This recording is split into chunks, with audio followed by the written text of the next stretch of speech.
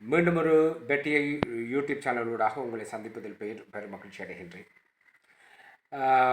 இப்பொழுது பரவலாக பேசப்பட்டு கொண்டிருக்கும் விடயம் கச்சத்தீவு கச்சத்தீவு கச்சத்தீவு என்கின்றதை பற்றி அவர்கள் பேசிக் கொண்டிருக்கின்றார்கள். நாங்களும் கச்சத்தீவை பற்றி தான் பேச இருக்கின்றோம். நானும் அந்த கச்சத்தீவை எவ்வாறு செயற்பட்டது என்பதை பற்றி பேசத்தான் இருக்கின்றேன். நான் பேச இருப்பது புனித அந்தோனியாரை சந்திப்பதற்காக சென்ற அந்த பயணத்தை பற்றி தான் நான் கச்சத்தீவை பற்றி பேச இருக்கின்றேன். இலங்கையின் ஒரு நிர்வகிப்புக்கு இடமாக இருக்கின்ற அந்த கச்சத்தீவுக்கு நான் 8வது தடவையாக அந்த கச்சத்தீவை தரிசிப்பதற்காக, அந்தோனியாரை தரிசிப்பதற்காக சென்றிருந்தேன். என்னோடு சேர்ந்தாற்போல் இன்னும் 7 பேர் பயணத்தில் ஈடுபட்டிருந்தார்கள். நாங்கள் மொத்தமாக 4 பேர் இந்த பயணத்தில் ஈடுபட்டிருந்தோம். இந்த பயணத்தில் 4 கிறிஸ்தவர்களும் 4 இந்துக்களுமாக இணைந்து இந்த பயணத்தில் நாங்கள் இணைந்து கொண்டிருந்தோம்.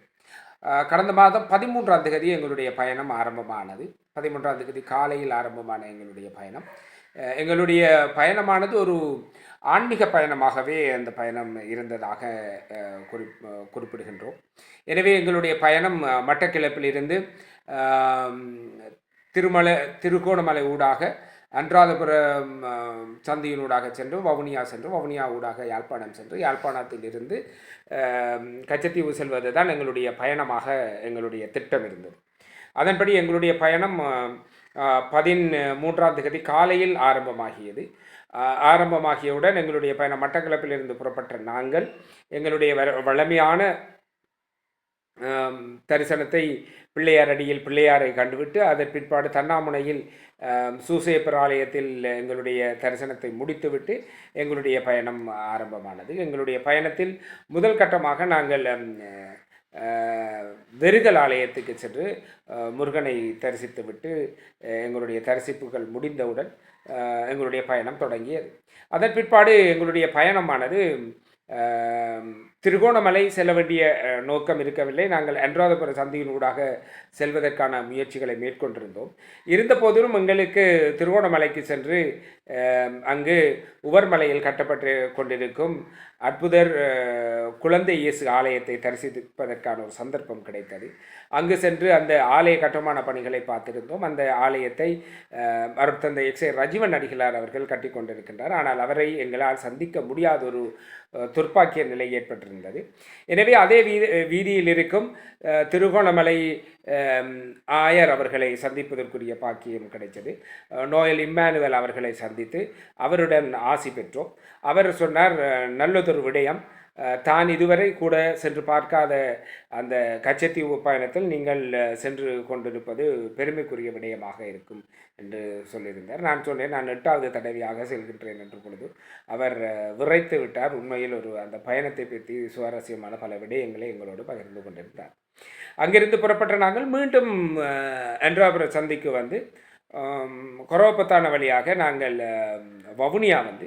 வவுனியாவிலிருந்து அடுத்த ஒரு A9 வீதியில் முக்கியமான இடமாக கருதப்படுகின்ற முருகண்டிக்கு வந்து அந்த காலத்தில் மிகவும் பிரசித்தி பெற்ற அந்த இடத்திற்கு வந்து பிள்ளையாரை தரிசித்து விட்டு அங்கு மிகவும் பிரசித்தியான அந்த கச்சான் கடலைகளை வாங்கி நொறுக்கியபடி அங்கிருந்த பயணம் எங்களுடைய பயணம் துவங்கியது.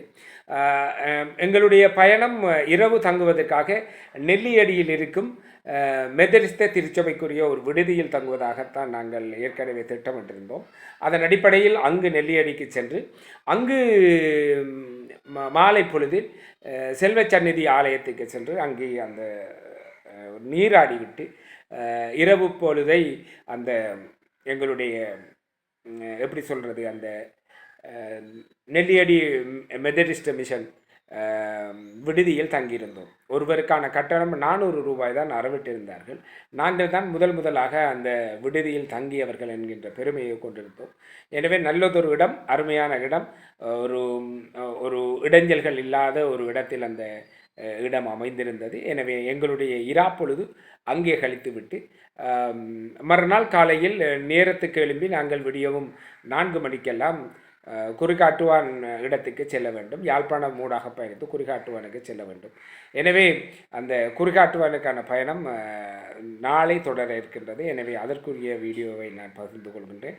அதே நேரம் இந்த கச்சத்தீவு எத்தனை ஏக்கர் காணியை கொண்டது, அந்த கச்சத்தீவின் வரலாறு என்ன என்பதை பற்றிய தகவல்களையும் நான் உங்களுடன் நாளை பகிர இருக்கின்றேன் என்பதை உங்களுக்கு தெரிவித்துக் கொண்டு விடைபெறுகின்றேன்.